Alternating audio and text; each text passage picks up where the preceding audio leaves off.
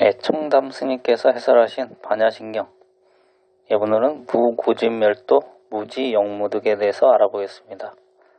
병들어 죽는 괴로움과 그 괴로움의 원인과 그 괴로움을 벗어난 것과 그 괴로움을 벗어나는 방법까지도 없으며 지혜도 없고 또한 얻을 것도 없느니라.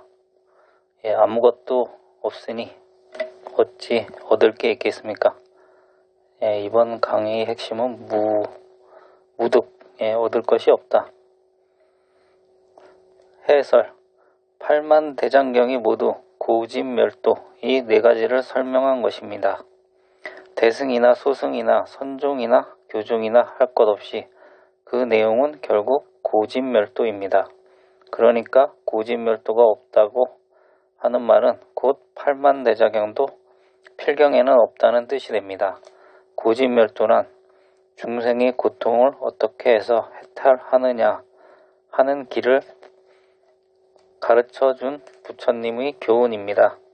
중생의 생활에는 나고 늙고 병들고 죽고 하는 네 가지 고통과 사랑하는 사람과 이별하는 고통, 미워하는 자와 만나는 고통, 무엇을 구해도 이루어지지 않는 고통, 육신을 나로 알고 있기 때문에 오는 온갖 번뇌의 고통이 있습니다. 이와 같은 온갖 괴로움을 벗어나지 못하고 사는 것이 중생의 세상이기 때문에 이것을 고라하고 고재라고 하는 것입니다. 중생들의 괴로움이란 것은 근본적으로 따지고 보면 육체를 나라고 하는 착각에 있습니다. 그래서 탐욕으로 살고 기분으로 살며 어리석게 살게 되어 온갖 번뇌를 일으킵니다. 이러한 번뇌와 무명이 중생들을 괴롭게 하는 근본 원인이 되는데 이것을 집재라고 합니다. 인생의 괴로움은 우리가 마음을 깨치고 나면 사라지게 되고 열반과 해탈의 이상세계를 이루게 되는데 이것을 멸이라 하고 멸재라고 하는 것입니다. 육체가 나라는 생각을 완전히 끊어버리면 그때는 부처가 되고 현실 세계 일체의 현상계가 다 환인 것을 알게 되어 전지전능해집니다.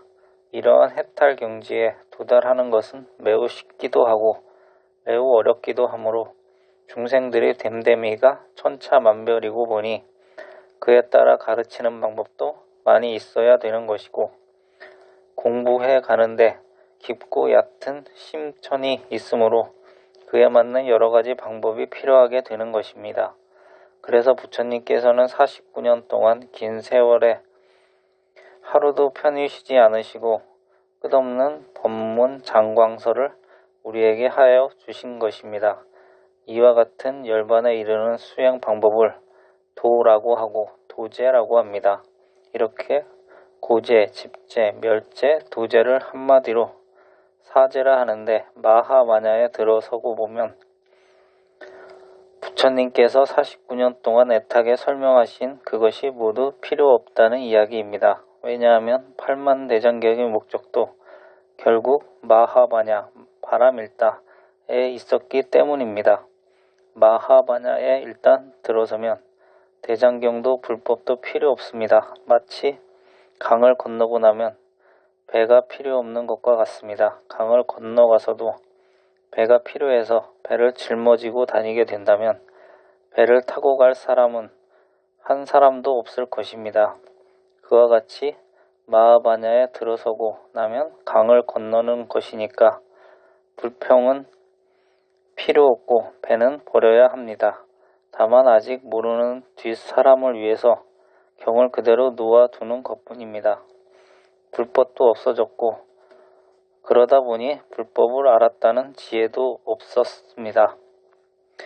마하바냐인 자기 본심에 들어섰기 때문에 고진멸도 같은 불법은 필요가 없게 된 것입니다. 무지영무득, 지혜도 없고 얻음도 없느니라. 해설.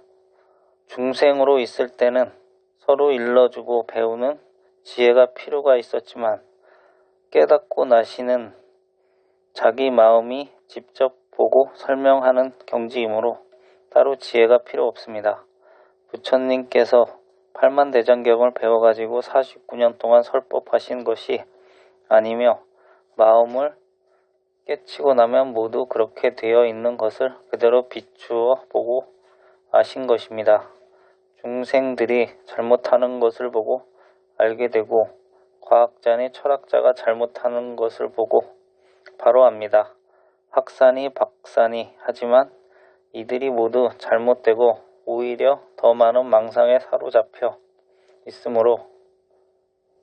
있음을 그대로 보고 즉시 아십니다. 그러니 그것을 전부 내버리고 불법도 내버렸으므로 자기 하나만 있는데 따로 간직할 지식이 어디 있겠습니까? 그래서 지혜도 없고 얻을 것도 없다고 한 것입니다. 자기 자신을 깨치려고 이때까지 노력한 것이지 어떤 객관적인 불법이 있어서 그 객관을 깨치려고 불법을 공부한 것이 아니기 때문입니다. 가령 나 아닌 불법이 따로 있어서 그것을 깨쳤다고 하더라도 그것은 생사를 면한 것이 아니며 상대 세계를 벗어난 것이 못됩니다. 왜냐하면 그것은 객관인 불법과 주인인 나와 대립되어 있기 때문이며 이 둘이 항상 싸워야 하기 때문입니다. 우주 전체가 마음으로 통일되고 마음인 이 나가 우주의 핵심이니 이제 새삼스럽게 깨쳐서 부처가 된 것이 아닙니다. 눈도 감지 않고 잠도 자지 않는 잠깐 사이에 꿈이 사라졌고 몇억 만분의 1초 동안 무량겁이 지나서 그 속에서 고생도 했고 보살의 육도 만행을 닦아서 지장보살, 문수보살, 보현보살이 되어서 돌아다녔지만 그것도 전부 거짓말입니다. 1초도 안 되는 순간이 무량겁이기 때문입니다. 시간은 본래 없는 것입니다. 깨치고 보면 우주 전체가 나이므로 아무 소득이 없습니다. 전체가 나인데 원래 나뿐이므로 얻을 것이 없습니다. 만일 조금이라도 얻은 것이 있다면 그것은 이미 마하바냐가 아닙니다. 얻은 것이 있으면 그것은 얻어진 객관이 있고 얻은 내가 있어서 이미 두 경계가 대립되기 때문입니다. 이와 같이 지혜도 없고 얻을 것도 없고 세간법은 물론 출세간법도 없고 부처까지도 없는 것이지만 그런 가운데 12인연은 무엇이고 보살행을 해서 부처가 되는 것은 어떤 것인지도 다 알아야 합니다. 그래서 다음의 경문에도 보살이 마지막 열반을 얻는다 하셨고 3세 제불께서 정각을 성취하신다 하셨으니 이것이 얻음 없는 가운데 얻는 색즉시공 공즉시색 진공무유의 도리입니다. 다음에 12인연이 3세 양중인과와 상차제, 사지보리 등의 원리를 대조하여 중생으로부터 부처가 되는 내용을 도표에 실어서 설명해 보겠습니다. 그림표 가운데 12인연에 대한 것을 먼저 보면 무명행은 전생에 지어놓은 업보로서 금생의 업보로 받는 데 인이 됩니다. 식명색, 유깁, 촉수는 금생에 받는 5가지 과보가 되고 애취유는 금생에 짓는 인이며 생노사는 내생에 받을 이과가 됩니다. 그러므로 전생인과 금생과 금생인 그리고 내생과가 있으므로 이것은 3생의 양중인과가 됩니다. 그런데 이 3세의 인과는 무한히 계속되는 중생살이이므로 세세 생생 전체인 전체과라 이름을 붙여봤습니다. 또 이것을 무명과 행은 전생에 지은 인이고 식에서부터 노사까지는 금생에 받는 과보라고 볼 때 일생의 일증가인 중인과가 됩니다. 그러나 그것도 세세생생으로 계속되는 뜻을 가지고 있습니다. 그런데 12인연을 기신론의 구상차제에 배대해 보면 더욱 분명해집니다. 생멸이 없는 불변의 진여로부터 미혹의 상대 세계에 떨어지는 9가지 구별이 있음을 말합니다. 이 구상차제를 흔히 눈병이 나서 허공에 꽃이 있는 것으로 잘못 보는 것의 비유해서 말합니다. 아무 이상이 없던 깨끗한 눈에 열이 처음 있는 것이 업상이고, 열이 나면서 눈이 뻘겋게 되어 완연한 눈병이 있는 것으로 되면 이것이 전상이며, 눈병으로 말미암아 허공에 없는 꽃이 있는 것으로 나타나는 것이 현상입니다. 그리고 이렇게 나타난 허공꽃을 구체적으로 분별하여 인식하는 것이 지상이고 12인연의 촉에 해당하며, 잘못 인식된 착각을 고집하여 끝까지 버티고 나가는 것을 상속상이라 하고, 상속상에 의해 좋은 것은 취하고 나쁜 것은 버리고 하는 심리작용이 일어나게 되는데, 이것을 집취상이라 합니다.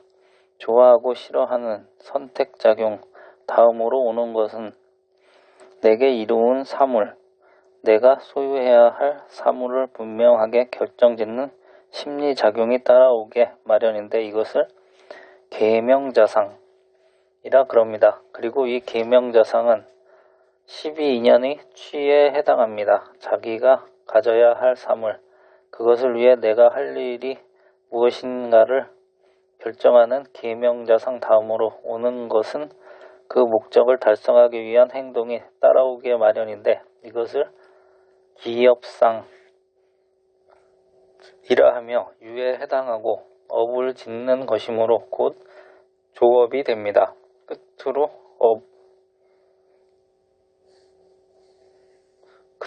업을 짓는 데 따라 하는 일에 속박이 됩니다. 결혼을 하면 아내에게 속박되고, 남편에 속박되며, 자식을 키우자면 그 일에 이리저리 속박이 됩니다. 벼슬을 하면 벼슬에 속박이 되고, 죄를 지으면 또 그 죄에 속박이 되어 그 보를 받아야 하고, 온갖 고통이 벌어지게 되므로 업계고상이라 하는데, 이것은 결국 지은 업보에 끄달리는 것이고 과보를 받는 것이므로 수보라 합니다. 이상의 구상차제는 12인연법의 내용과 아주 유사한 데가 있으므로 비교하면서 더욱 뜻이 잘 드러나고, 이것을 다시 오온, 오탁, 오의, 십지 등에 연결시켜 비유하기도 합니다. 여기서는 사지모리와 연결하여 비교해 보기로 합니다. 사지란 전 5식과 제6식, 제7식, 제8식이 4식을 뒤집어서 어리석음을 여의고 밝은 지혜를 이룬다는 뜻입니다. 대원경지는 제8장식을 뒤집어서 얻은 지혜입니다. 티 한 점 없는 깨끗한 거울에 삼라만상이 비치는 그대로 밝게 드러나는 것처럼 지극히 깨끗하고 원만한 지혜이므로 대원경지라 합니다. 이 지혜는 불가에서 비로소 얻어지는 지혜로 모든 분별을 여의었으며 일체의 영법을 여의었고, 어떤 경계에서나 항상 밝게 나타내어 순정원의 공덕을 갖추었다고 합니다. 평등성지는 제7식을 뒤집어서 얻은 지혜로서 보살이 통달 위에서 일분을 얻고 나머지 대부분을 부처의 과상에서 성취합니다. 제7식은 나라는 아집이 있는데, 이것을 여의면 일체법이 평등하고 자타가 평등한 데서 대자비심이 생기며, 이러한 대자대비한 평등심 때문에 보살을 교화하고 이익해 하는 지혜가 나온다고 하여 평등성지라 했습니다. 묘관찰지는 제6식을 바꾸어 얻은 지혜로서 제법의 개별상과 공통상을 잘 관찰하고 중생의 근기에 정통해서 무외자제한 설법으로 온갖 의심을 끊게 하는 불가사의한 묘한 심이 있다고 하여 묘관찰지라고 한 것입니다. 성소작지는 전 오식을 불려서 얻은 지혜로서 불가상에서만 나타나는 지혜입니다. 십지 이전의 보살이나 중생들을 선도하고 즐겁게 하기 위해서 여러가지 신통 변화의 일을 보여주는 심을 말합니다. 그러므로 성소작지란 말은 마음대로 신통을 낮추는 지혜란 뜻이 됩니다. 이상의 사지는 어리석음을 불려서 지혜를 이룬다. 어리석음을 깨쳐서 번뇌 그대로 불지가 되도록 뒤집는다는 뜻으로 전우성지라 합니다. 그리고 육식, 칠식을 뒤집어서 묘관찰지와 평등성지를 얻는 것은 보살의 인행 중에 성취하는 지혜라 하여 육칠인중전이라고 하고 오식, 팔식을 뒤집어서 얻는 성소작지와 대원경지는 부처의 과의에서만 얻어지는 지혜라고 하여